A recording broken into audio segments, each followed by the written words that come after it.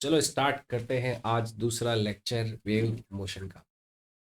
पिछली क्लास में हमने वेव क्या होती है, कैसे वो प्रोड्यूस होती है, कहाँ से आती है, हमारे आसपास ही है, कैसे प्रोड्यूस होती है, प्रोपोगेट कैसे होती है, उसका बिहेवियर क्या होता है, उसके बारे में हमने पढ़ा। और वेव को डिस्क्राइब करने वाली इक्वेशन उसे हमने डराइव किया कि कैसे कोई एक इक्वेशन उससे वेव को डिस्क्राइब किया जा सकता है। तो वहाँ पर हमारी इक्वेशन जो आई वो आई y is equal to A sine omega T minus के एक्स। जो पार्टिकल डिस्प्लेसमेंट है जब भी वेव प्रोपोगेट होती है, तो पार्टिकल डिस्प्लेसमेंट जो है वो एसिथम जैसा बिहेवियर शो करता है जब भी कोई वेव ट्रांसमिट होती है। तो अगर वो मीडियम के पार्टिकल्स को वाइब्रेट कर रही है तो सिंपल हार्मोनिक मोशन यहाँ पे होता है। लेकिन ऐसा सिंपल हार्मोनिक मोशन जो टाइम और एक्स दोनों पे डिपेंड करेगा। तो उसी से एक रिलेशन बना ए साइन ओमेगा टी माइनस के एक्स, है ना। तो हमारे पास एक इक्वेशन आई कल लेक्चर में, y is equal to A sine omega T minus के एक्स। ये इक्वेशन आई। इन इक्वेशंस के साथ साथ मैंने आपको ये भी बताया कि अगर टी और एक्स के कोफिशिएंट का साइन अगर अपोजिट है, अगर साइन क्या है अपोजिट, तब तो वेव पॉजिटिव एक्स डायरेक्शन में जा रही है। अगर साइन सेम है तो वेव नेगेटिव एक्स डायरेक्शन में जाती है। ये कुछ बातें मैंने बताई थी। मैंने बताया कि भाई देखो, ये हो सकता है ए साइन ओमेगा टी माइनस के एक्स है। देखो ये कौन सी वेव है जो पॉजिटिव एक्स डायरेक्शन में जा रही है। और एक ये भी तो हो सकती है ए sine K X minus omega T. ये दोनों हो सकते हैं, नहीं हो सकते? हो सकते हैं ना। एक तो ओमेगा टी माइनस के एक्स और के एक्स माइनस ओमेगा टी। ये दोनों ऐसी वेव्स है जो पॉजिटिव एक्स डायरेक्शन में ही जा रही है। ये दोनों कैसी वेव्स है जो, क्योंकि एक्स और टी के कोफिशिएंट्स का साइन अपोजिट है, इसलिए ये ऐसी वेव्स है। दोनों क्या हो रही है, पॉजिटिव एक्स डायरेक्शन में जा रही है। अब इन दोनों में डिफरेंस क्या है? तो फिर क्या डिफरेंस है कि भाई अपन ओमेगा टी को आगे रखें और ओमेगा टी को तो पीछे रखें। इसको समझने के लिए देखो क्या करते हैं हम। y का, अगर इसमें मैं y का x के साथ पार्शियल डिफरेंशिएशन करूँ, क्या कर रहा हूँ x के साथ पार्शियल डिफरेंशिएशन। पार्शियल डिफरेंशिएशन का रूल ये होता है कि जिसके लिए आप डिफरेंशिएशन कर रहे हो उसी को ही फोकस रखते हुए उसी के साथ डिफरेंशिएशन करो, बाकियों को कांस्टेंट की तरह ट्रीट करो। तो जब मैं x के साथ डिफरेंशिएशन कर रहा हूँ तो टाइम जो है मेरे लिए यहाँ पे क्या एक कांस्टेंट एलिमेंट होगा जब मैं x के साथ डिफरेंशिएशन कर रहा हूँ। तो देखो x के साथ डिफरेंशिएशन किया इस इक्वेशन को, तो ये आया a साइन का होता है कॉस ओमेगा टी को कुछ नहीं किया, के एक्स का माइनस में के एक्स हो गया, माइनस का के बाहर आ जाएगा। x माइनस में के एक्स का डिफरेंशिएशन किया, माइनस का के बाहर आएगा, तो ये क्या आ गया, माइनस का के बाहर आ गया। आ गया। अब यहाँ पर आप अगर अगर आप यहाँ पर t बराबर जीरो पे x बराबर जीरो, t भी जीरो रखा x भी जीरो रखा, तो आपका जो पार्शियल डिफरेंशिएशन आता है dy अपॉन dx, ये क्या आता है माइनस में के ए आता है ना, जो कि क्या आया, नेगेटिव आ गया। देखो ये तो जीरो जीरो करोगे तो कॉस जीरो क्या हो गया, वन हो गया। तो यहाँ पे dy अपॉन dx क्या आ गया, माइनस में के ए, जो कि क्या है, नेगेटिव है। नेगेटिव है ना। अब देखो, अगर मैं इस इक्वेशन का डिफरेंशिएशन करता हूँ dy अपॉन dx करता हूँ, तो a cos kx minus omega T ऐसा कैसा, इसका डिफरेंशिएशन करूंगी तो प्लस के k का मल्टीप्लाई आएगा ना, प्लस के k का मल्टीप्लाई आएगा। इसमें भी सेम मैं डेटा रखता हूँ, t बराबर जीरो x बराबर जीरो को रखता हूँ, जीरो जीरो जीरो वन हो गया। तो डिफरेंशिएशन जो है y का x के साथ वो क्या आया, के ए आया, जो कि क्या है, पॉजिटिव है ना। अब डिफरेंशिएशन जो फर्स्ट डेरिवेटिव होता है उसका मतलब तो क्या होता है, स्लोप का मतलब क्या होता है, स्लोप होता है ना। यानी कि ये जो इक्वेशन है वो एक ऐसी साइन वेव को रिप्रेजेंट कर रही है जिसका t बराबर जीरो एक्स बराबर जीरो पे स्लोप क्या होना चाहिए, नेगेटिव होना चाहिए। ये एक ऐसी साइन वेव के इक्वेशन को रिप्रेजेंट कर रही है जिसके लिए t बराबर एक्स बराबर जीरो पे y और x के बीच का जो स्लोप है वो कैसा होना चाहिए, पॉजिटिव होना चाहिए। अब देखो मैं दो वेव्स डायग्राम बना रहा हूं, दोनों साइनोसॉइडल वेव्स के डायग्राम है, दोनों ओरिजिन से पास होने वाले, मान लो एक तो साइन वेव ये हो गई और एक साइन वेव ये हो गई, ठीक है, एक ऊपर से एक नीचे से, दोनों साइन वेव है, t बराबर जीरो एक्स बराबर जीरो पे जीरो जीरो, देखो यहाँ पे भी एक्स जीरो टी जीरो किया तो वाई जीरो आ रहा है, टी जीरो एक्स जीरो पे वाई जीरो आ रहा है, यानी कि दोनों ये जो साइन वेव्स है वो कहाँ से शुरू हो रही है, ओरिजिन से ही शुरू हो रही है। लेकिन अगर आप फर्स्ट डेरिवेटिव देखो, पहली बार डिफरेंशिएशन करो, टी जीरो एक्स जीरो पे ये क्या है, ये तो नेगेटिव स्लोप देगी, ये पॉजिटिव स्लोप देगी। अब बताओ इसमें से कोई एक वेव तो उसको रिप्रेजेंट कर रही है, कोई एक वेव इसको रिप्रेजेंट कर रही है, तो कौन सी वाली किस वेव को रिप्रेजेंट कर रही है, सोचिए। हम्म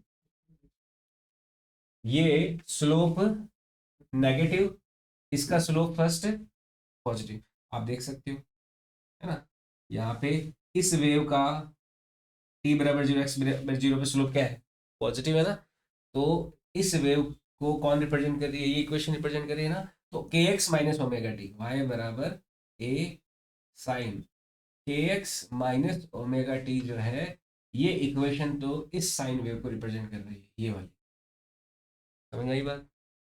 फर्स्ट डेरिवेटिव स्लोप पॉजिटिव है, टी बराबर जीरो एक्स बराबर जीरो पे, अगर इसमें देखें तो यहाँ पे क्या है, स्लोप नेगेटिव है, कहाँ पर, टी बराबर जीरो एक्स बराबर जीरो पे, आई बात समझ में, है या नहीं है।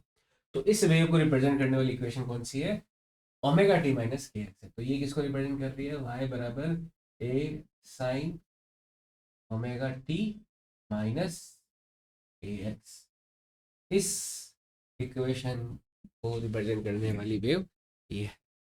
ओके, ये बड़ा इंपॉर्टेंट पॉइंट है कि डिफरेंस क्या है ए साइन ओमेगा टी माइनस के एक्स में और के एक्स माइनस ओमेगा टी, ठीक है।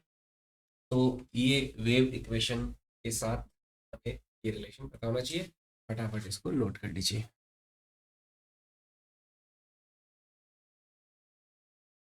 नेक्स्ट देखिए, वेव के कुछ कंपोनेंट्स, जैसे वेवलेंथ, फ्रीक्वेंसी, वेलोसिटी, ये सब क्या होते हैं उसको एक बार समझ लेते हैं। जैसे कोई वेव होती है, फिर कुछ कंपोनेंट्स देखें, कंपोनेंट्स ऑफ ए वेव, सबसे इंपॉर्टेंट कंपोनेंट कौन सा होता है, वेवलेंथ, लैम्डा से डिस्क्राइब किया जाता है, डिनोट करते हैं। वेवलेंथ क्या होता है कि कोई भी एक वेव जो होती है उसके कॉन्जुगेटिव ट्रफ और क्रेस्ट, देखो ट्रफ और क्रेस्ट किसको बोला जाता है, ये कोई वेव है, इस वेव के ये जो उभरे हुए भाग हैं इनको तो ट्रफ बोलते हैं, और जो नीचे वाले भाग हैं इनको क्या बोलते हैं, क्रिस्ट बोला जाता है ना। तो कोई भी वेव के जो ट्रफ या फिर क्रिस्ट के बीच की डिस्टेंस जो होती है, कॉन्जुगेटिव ट्रफ्स या फिर कॉन्जुगेटिव क्रिस्ट, इन दोनों के बीच की डिस्टेंस को वेवलेंथ बोलते हैं, ठीक है, ये होती है वेवलेंथ, इनको तो बोलते हैं ट्रफ, ये है ट्रफ,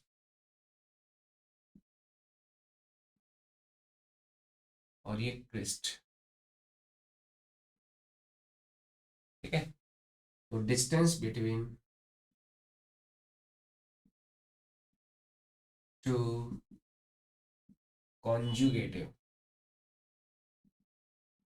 ट्रफ और Christ is called, is equal to wavelength of wave, is equal to wavelength of wave, ये वेव के वेवलेंथ के बराबर होता है, समझ में आई बात। अगर मान लो वेव का वेलोसिटी v है, v क्या है, वेव का कोई वेलोसिटी, अच्छा दूसरा जो इंपॉर्टेंट क्वांटिटी है वो है time period and frequency, time period and frequency. Time period क्या होता है कि वेव को एक ऑसिलेशन पूरा करने में जो समय लगता है वो तो टाइम पीरियड होता है, और एक सेकंड में नंबर ऑफ जो ऑसिलेशंस होते हैं वो क्या होते हैं, वेव के फ्रीक्वेंसी होती है। तो टाइम पीरियड को टी से डिनोट करते हैं, फ्रीक्वेंसी को एफ से, तो टाइम पीरियड होता है, time period equal to time taken by wave to complete one oscillation is called time period capital T of wave. ठीक है, ये तो टाइम पीरियड का डेफिनेशन हो गया। और फ्रीक्वेंसी का number of oscillations in 1 second, number of oscillations of wave in 1 second is called frequency of wave. और टाइम पीरियड और फ्रीक्वेंसी में एक रिलेशन होता है कि टाइम पीरियड और फ्रीक्वेंसी एक दूसरे के जस्ट अपोजिट होते हैं। इनवर्स रिलेशन होता है टाइम पीरियड एंड फ्रीक्वेंसी में। क्यों होते हैं ये बात आप खुद सोचना कि टाइम पीरियड और फ्रीक्वेंसी एक दूसरे के इनवर्स रिलेशन में कैसे होते हैं। टाइम पीरियड तो क्या है कि एक पूरा ऑसिलेशन करने में लगा समय, है ना। जैसे यहाँ से यहाँ तक मान लो 4 सेकंड में एक पूरा ऑसिलेशन करता है, तो एक ऑसिलेशन में कितना समय लगेगा, 1/4 सेकंड लगेगा, है ना। नहीं सॉरी, 1 सेकंड में नंबर ऑफ ऑसिलेशन कितना हो जाएगा, 1/4 हो जाएगा। वही क्या होगी, उसकी फ्रीक्वेंसी हो गई। तो यहाँ पे टाइम पीरियड का जो उल्टा है वो क्या हो जाता है, उसका फ्रीक्वेंसी हो जाता है। समझ गई बात। टाइम पीरियड और फ्रीक्वेंसी क्या होते हैं, एक दूसरे के उल्टे होते हैं। तो ये हो गया wavelength, frequency and time period. ये सबसे इंपॉर्टेंट चीजें ध्यान रखनी है। अब देखो तीसरी बात, एंगुलर फ्रीक्वेंसी क्या होती है। एंगुलर फ्रीक्वेंसी, एंगुलर फ्रीक्वेंसी यहाँ पे ओमेगा होती है और ओमेगा बराबर होता है 2 पाई अपॉन कैपिटल, ठीक है ना। और रेगुलर फ्रीक्वेंसी के साथ रिलेशन हो जाएगा 2 पाई हो जाएगा।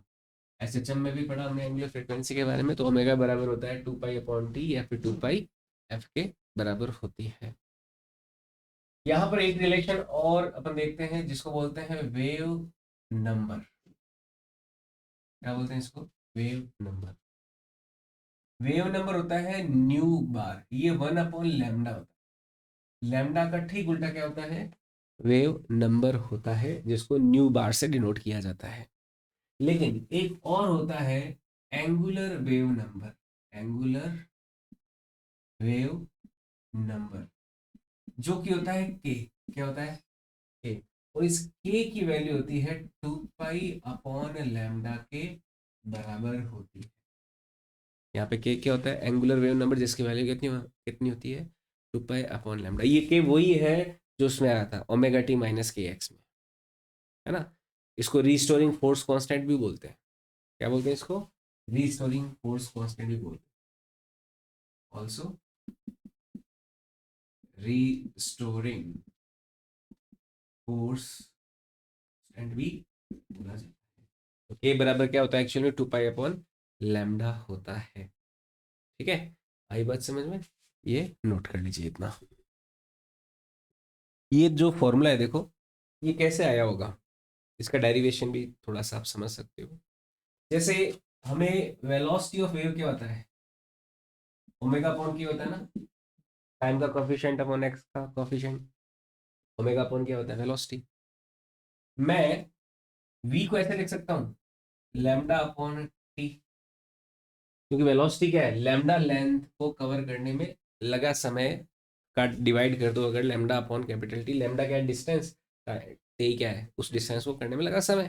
तो वेलोसिटी ऑफ वेव क्या हो गया, लैम्डा अपॉन टी हो गया, है ना। ओमेगा को अपन क्या लिख सकते हैं, 2 पाई अपॉन टी टाइम्स के हो जाएगा, टी से टी कैंसिल हो गया। तो यहाँ से आप देख सकते हो के बराबर किसके आ गया, 2 पाई अपॉन क्या आया, नहीं आया।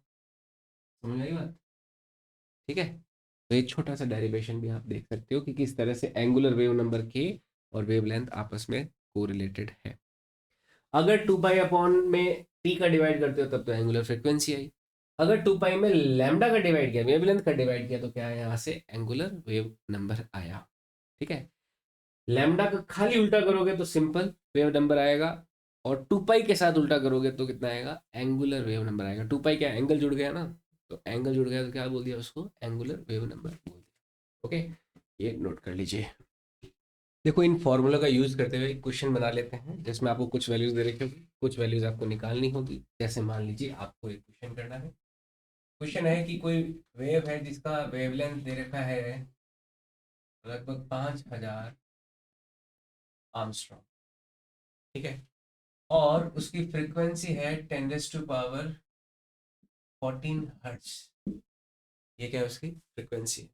तो उस वेव के लिए आप पता लगाओ, ये तो गिवन है, आपको फाइंड आउट क्या करना है, बाकी जितनी भी अपन ने क्वांटिटीज डिफाइन की, जैसे अपन को ओमेगा निकालना है, टाइम पीरियड निकालना है, हमें एंगुलर वेव नंबर निकालना है, हमें केवल सिंपल वेव नंबर भी निकालना है।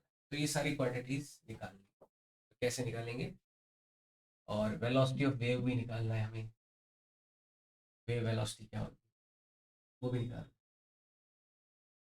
ये तो वेव नंबर है और ये है वेलोसिटी ऑफ वो भी। इतनी सारी क्वांटिटीज हमें इन दो से निकालनी है। ये जो रिलेशन है इनका यूज करते हुए ट्राई कीजिए। तो देखो कैसे आएगा। सबसे पहले ओमेगा निकालना है, तो वो कितना हो गया 2 पाई एफ। तो 2 × 3.14 इंटू एफ हो गया 10⁻14। तो ये हो जाएगा 6.28 इंटू 10⁻14 सेकेंड।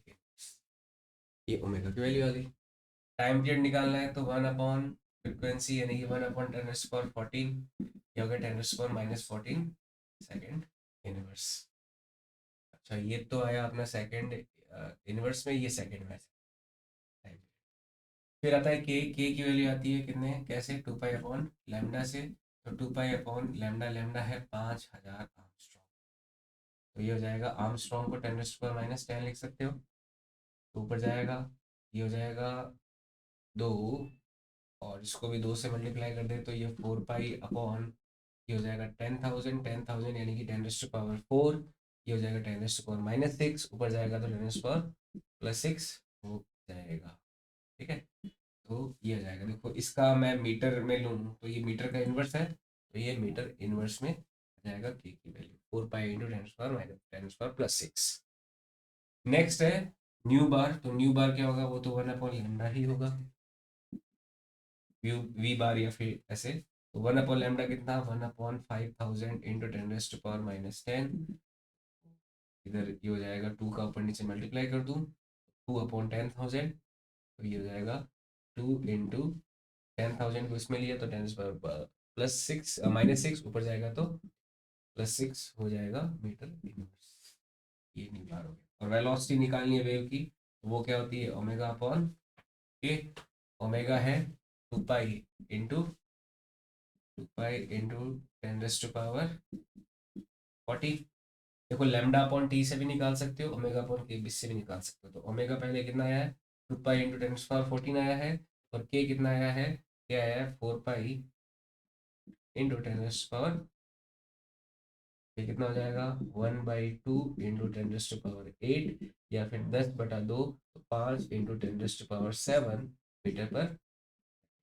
तो ये वेलोसिटी आ जाएगी वेव। ओके, तो इस तरह से वेलोसिटी ऑफ वेव आ जाएगा। आई बात समझ में, क्लियर। तो ये वेव से जुड़े हुए फॉर्मूले छोटे बड़े यूज करते हुए ऐसे सवाल भी बनते हैं जो आपको आने चाहिए, इसे नोट कर लीजिए। नेक्स्ट देखो, वेव में कुछ और बातें, जैसे सिंपल हार्मोनिक मोशन हमने जब पढ़ा तो उसमें हमने देखा कि अगर कोई पार्टिकल अपना simple harmonic motion mean position से शुरू करता है तो उसका इनिशियल फेज 0 लिया जाता है। अगर एक्सट्रीम से शुरू करता है तो 90 डिग्री, मीन पोजीशन से लेफ्ट साइड जाता है तो 180 डिग्री, लेफ्ट साइड वाले एक्सट्रीम से शुरू करता है तो 270 डिग्री। तो वहाँ पर हमने इनिशियल फेज और टोटल फेज डिफाइन किया था। यहाँ पे वेव में भी क्योंकि सिंपल हार्मोनिक मोशन ही हो रहा है, तो यहाँ पे भी हम इनिशियल फेज, टोटल फेज, इस तरह की क्वांटिटीज को डिफाइन कर सकते हैं। तो यहाँ पे वेव के लिए अपन लेते हैं इनिशियल फेज। देखो क्या होता है इसका इनिशियल फेज। तो इनिशियल फेज क्या होता है कि t=0, x=0 पे ऑलरेडी जो वेव ने अपना, मान लो अगर t=0, x=0 पे y=0 होता, अगर t=0 पे x बराबर 0 पे y बराबर 0 है, तब तो वेव देखो कैसे शुरू होती है, या तो ऐसे या फिर ऐसे शुरू होती ना। तो ऐसे केस में अगर ऐसे शुरू हो रही है तो फेज हो गया 0, और अगर उल्टी शुरू हो रही है तो उस केस में फेज क्या हो जाएगा 180 डिग्री, क्योंकि t बराबर 0 x बराबर 0 पे y 0 के लिए साइन 0 होना पड़ेगा। साइन 0 की वैल्यू 0 होती है या तो, और या तो साइन पाई की वैल्यू 0 होती है ना। तो ऐसे केस में जो फेज है या तो 0 हो सकता है 180 डिग्री हो सकता है। तो ऐसे ये वाला केस अगर है, ये वाला, तब तो हो गया फाई 0, और ये वाला केस है तो फाई कितना हो गया 180 डिग्री। अच्छा, हम कौन सी वेव की बात कर रहे हैं? हम उस वेव की बात करें जिसकी इक्वेशन है y is equal to A sine K X minus omega T. कितनी है? के एक्स माइनस ओमेगा टी। और यहाँ पे इसमें अगर मैं एक्स्ट्रा फेज और जोड़ दूं तो वो क्या कहलाएगा? इनिशियल फेज कहलाएगा। इसी को क्या बोलते हैं? इनिशियल फेज बोलते हैं।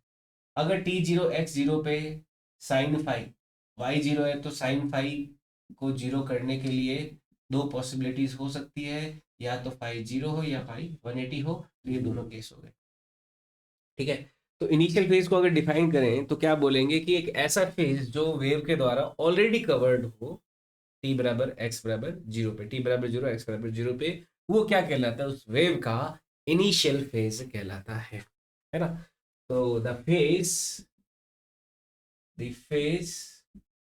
which have been already covered by wave at t बराबर 0 x बराबर 0 is called initial phase। इसको क्या बोलते हैं? इनिशियल फेज बोलते हैं। अगर यही वेव यहां से शुरू होती, मान लो एक्सट्रीम से, तो इस वेव के लिए क्या हो गया? टी बराबर 0 एक्स बराबर 0 पे वाई की वैल्यू क्या होगी? ए हो गई, मैक्सिमम हो गई। तो यहाँ पे फेज कितना हो गया? पाई बाई 2 का हो जाएगा ना। जैसे टी बराबर 0 एक्स बराबर 0 पे ये कोई वेव है, इसके लिए वाई कितना है? ए हो गया। मान लो एग्जाम्पल के तौर पे टी बराबर 0 पे एक्स बराबर 0 पे वाई बराबर कितना है? ए है, प्लस का ए है। तो वही इक्वेशन हमारी y बराबर A sine K X minus omega T plus five. तो इनिशियल फेज पता लगाना है। यहाँ पे 0 0 रखा, y की जगह a रख दिया, तो a बराबर a साइन, ये हो गया 0 प्लस फाइव। तो यहाँ पे साइन फाइव की वैल्यू कितनी हो गई? 1 आ गई। और साइन फाइव 1 कब होता है? जब फाइव कितना हो? पाई बाय 2। तो इसका फेज कितना हो गया? पाई बाय 2। यहाँ पे अगर आप पाई बाय 2 रखोगे, इस इक्वेशन में पाई बाय 2 रखोगे, तो y बराबर क्या आ जाएगा? a sine A X minus omega T plus pi by 2 आ जाएगा। Sine pi by 2 plus theta क्या होता है? वो तो कॉस थीटा होता है।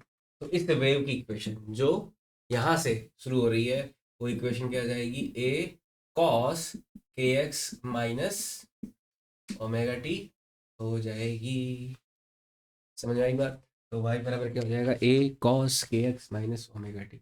अगर मान लो कोई वेव एक्सट्रीम से शुरू हो रही है, मीन से शुरू हो रही है, तो 50 या 5180 हो सकता है। तो समझ में आया इनिशियल फेज क्या होता है? एक ऐसा फेज जो वेव ने ऑलरेडी कवर कर रखा है टी बराबर 0 एक्स बराबर 0 पे। फेज क्या होता है? एक तरह का एंगुलर डिस्प्लेसमेंट है जो वेव ने ऑलरेडी प्राप्त कर रखा है, वो क्या कहलाता है? उस वेव का इनिशियल फेज कहलाता है। ठीक है, क्लियर? समझ में आई बात? इसे नोट कर लीजिए।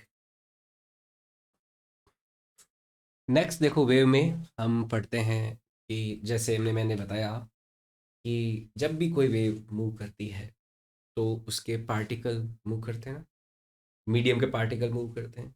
मीडियम के पार्टिकल्स का कोई खुद का नेट डिस्प्लेसमेंट नहीं होता, वो आगे पीछे नहीं जाते, वो अपनी मीन पोजीशंस पे एसएचएम करते हैं। तो जब कोई पार्टिकल मोशन होगा, जब वेव मूव होती है और उसमें पार्टिकल्स एसएचएम करते हैं, तो उन पार्टिकल्स की वेलोसिटी और एक्सेलरेशन क्या होगा उसे हम समझते हैं। तो particle motion in wave, particle motion in wave, particle motion में भी हम क्या लेंगे, पार्टिकल की वेलोसिटी एंड एक्सेलरेशन, है ना। तो सबसे पहले लेते हैं velocity of particle, velocity of particle, इसे बोल देते हैं वीपी। क्या बोला, वीपी। क्यों, क्योंकि वेव की वेलोसिटी अलग होती है, पार्टिकल की वेलोसिटी अलग होती है, ये दोनों डिफरेंट चीजें हैं।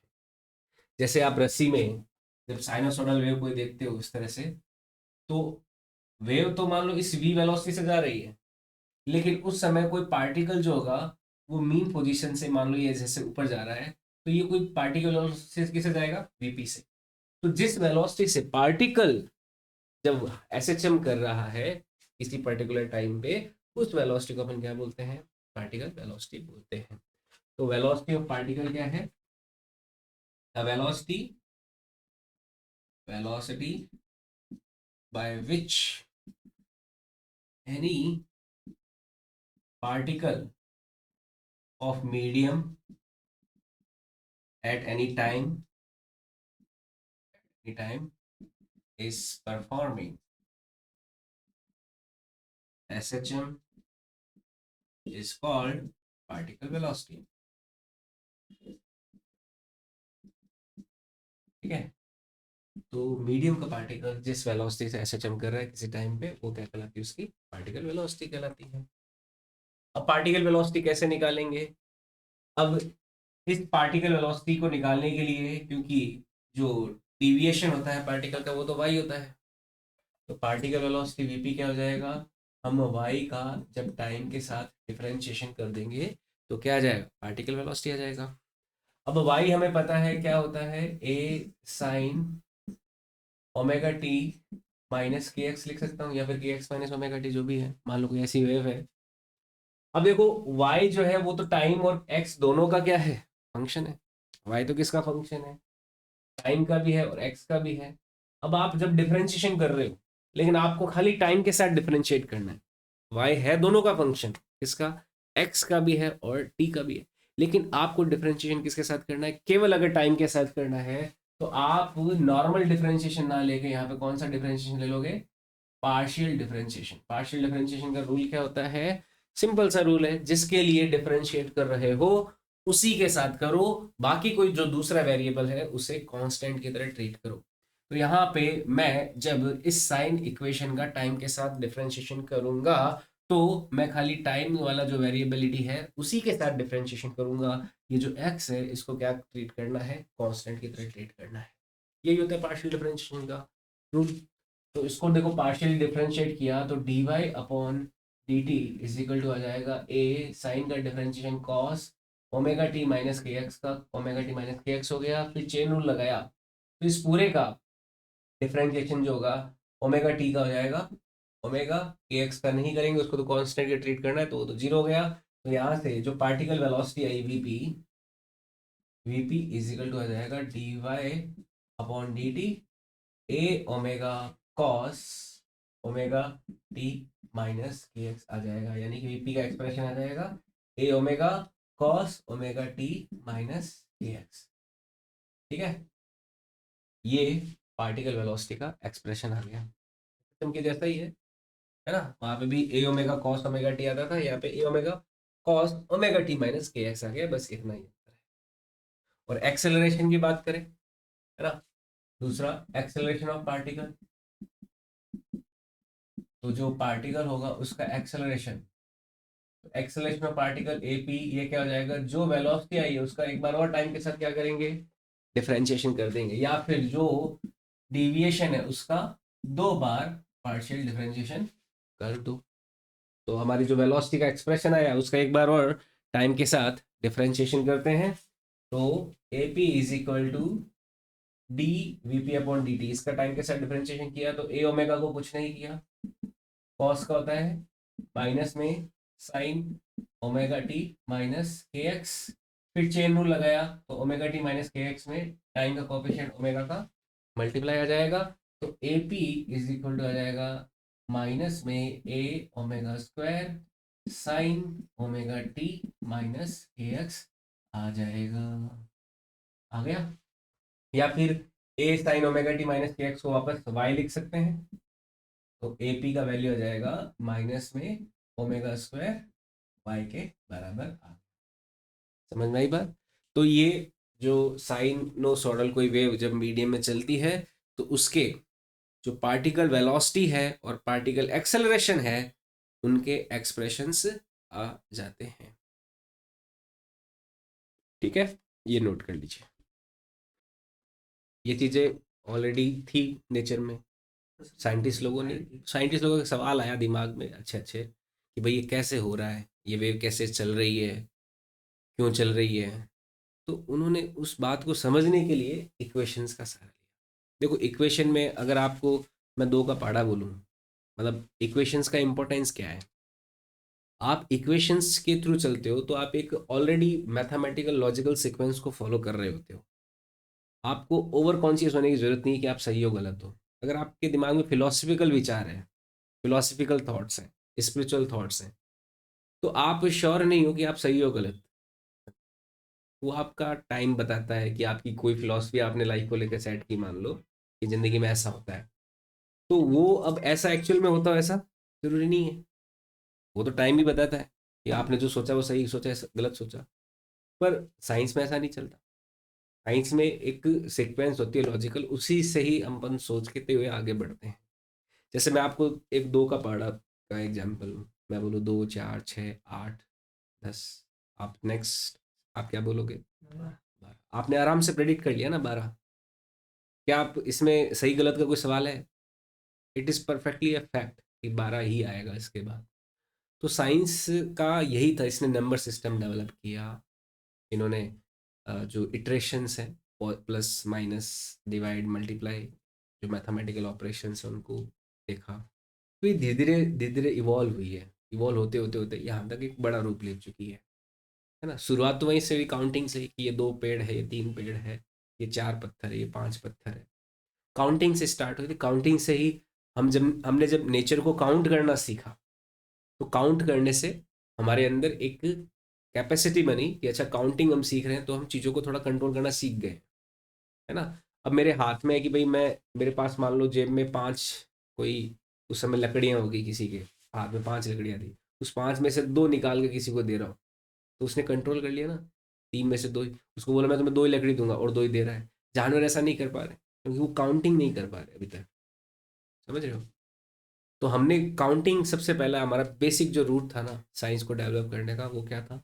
काउंटिंग को सीखना। आप बच्चे को भी देखो, एक छोटा बच्चा जैसे बड़ा होता है तो सबसे पहले वो क्या सीखता है? काउंटिंग सीखता है ना, 1 2 3 4 5। काउंटिंग करना सीखना सबसे पहला हमारा एक लॉजिकल सीक्वेंस डेवलप होने का प्रोसेस होता है। जो लॉजिकल अंडरस्टैंडिंग होती है इस नेचर को सीखने की, वो काउंटिंग से शुरुआत होती है। काउंटिंग से शुरुआत होने के बाद में हम एडिशन सीखते हैं, मल्टीप्लिकेशन, डिवाइड। मतलब आज अपन को आता है, आप इतने बड़े हो चुके हो, पर आप अपने बचपन में जाओ, नर्सरी क्लास से जब आप इन चीज़ों को सीख रहे थे, उस समय इनका एसेंस क्या था? आपने जो चीज़ें सीखी, आपके अंदर जो फीलिंग डेवलप हुई ना मल्टीप्लिकेशन की, डिवाइड की, उसका एक फिलोसफिकल बेस बहुत गहरा है। अगर आप कभी सोचने बैठे तो वो एक आसान प्रक्रिया नहीं थी, है ना। पर नेचर ने हमें ऑलरेडी ऐसा बना रखा है इन चीज़ों को सीखने के लिए। ये सारी लर्निंग एबिलिटीज़ हमारे अंदर पहले से है। हमारे अंदर मेमोरी है, मेमोरी को एनालाइज करने का एबिलिटी है ना। जैसे मैं अपने बच्चे को भी चीज़ें सिखाता हूँ, तो उसको बहुत सारी चीज़ें पता ही नहीं है।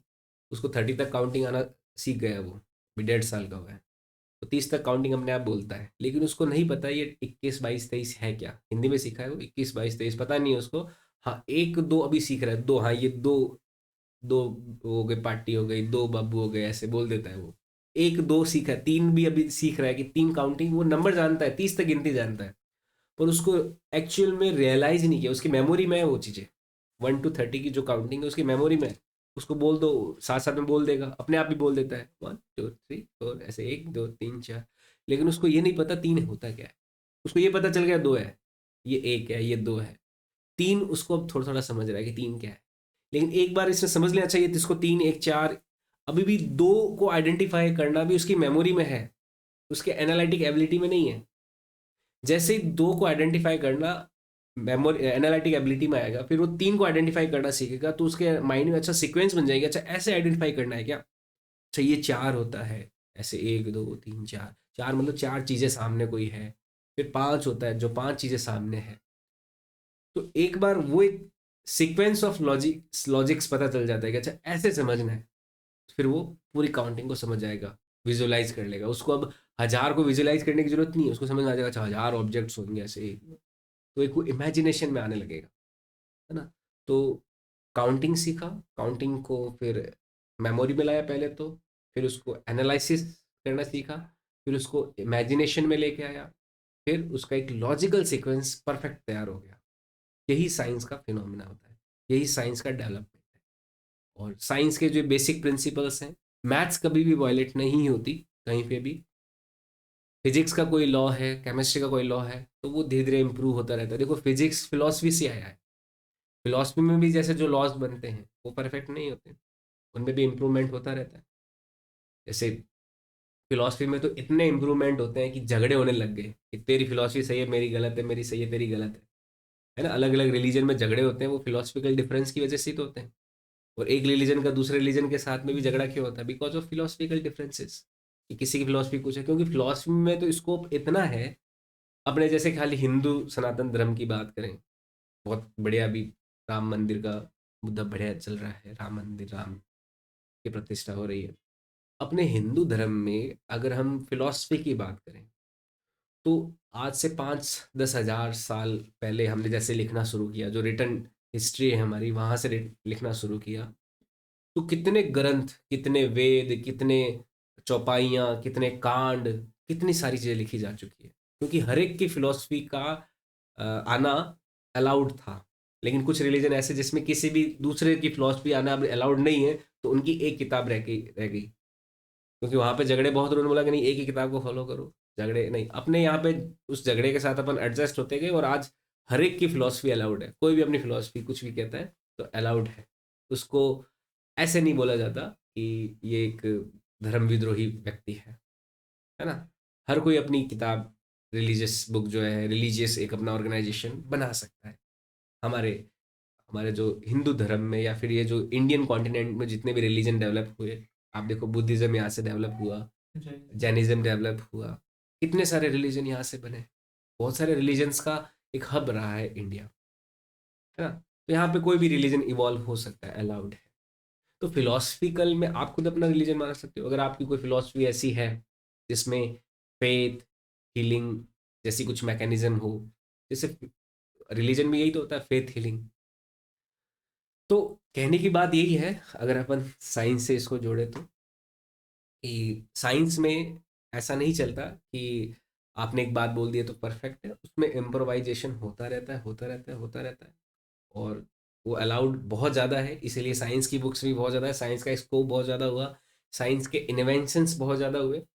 साइंस में चीज़ें अलाउड थी कि कोई भी कुछ भी सोच सकता है, अपनी थ्योरी पर खोज कर सकता है। एक्सपेरिमेंट के साथ अगर वो सेट बैठती है तो बढ़िया है, वो एक लॉ बन जाता है कि ऐसा है ना। और उस व्यक्ति को बड़ा रिकॉग्नाइजेशन भी मिलता है। अपने फिलोसफिकल अगर अलाउड होते हैं कि फिलोसफी में भी अपनी बहुत सारी थ्योरीज दे पाएँ, तो उस वजह से भी बहुत सारे ग्रंथ, बहुत सारे वेद, बहुत सारी चीज़ें बन गई यहाँ पे। तो कहने का मतलब यही है कि फिलोसफी जो है वो खाली एक हवा टाइप एक विचार हमारे अंदर, वो फैक्ट से कनेक्टेड करने में हमें थोड़ा समय लगता है ना। फिजिक्स में भी फिलोसफी वर्ड आता ही है फिजिक्स में, है ना। केमिस्ट्री भी थोड़ी बहुत फिलोसफी है उसमें, पर वो फैक्चुअल डेटा के साथ कनेक्टेड करके लॉज बना दिए गए। आपको 11th-12th में जो सिलेबस होता है 11th-12th का, उसमें एक जो सरफेस लेवल होता है फैक्ट्स का, वो आपको पढ़ने को मिलता है, एक बेसिक साइंस। ये बेसिक साइंस है, एडवांस साइंस नहीं है। इसके बाद आप जब कॉलेज में जाते हो तो वहाँ पे और अच्छी एडवांस साइंस मिलती है, और अच्छे फैक्ट्स आपको मिलते हैं, और अच्छे थ्योरीज मिलती है, जिनका रियल लाइफ में एप्लीकेशंस होते हैं। जैसे अगर आप इंजीनियरिंग कर रहे हैं तो आप देखेंगे कि भाई कैसे ये लैपटॉप बना हुआ है, कैसे ये सॉफ्टवेयर बनते हैं, कैसे ये कैमरा बनता है। अगर आप मेडिकल फील्ड में जाते हो तो आप पूरी बॉडी के मैकेनिज्म को देखते हो, है ना। बायोलॉजी को बनाया नहीं गया, बायोलॉजी एक ऑलरेडी जो एग्जिस्टिंग हमारे अंदर फिनोमिनाज है उनका स्टडी किया गया, है ना।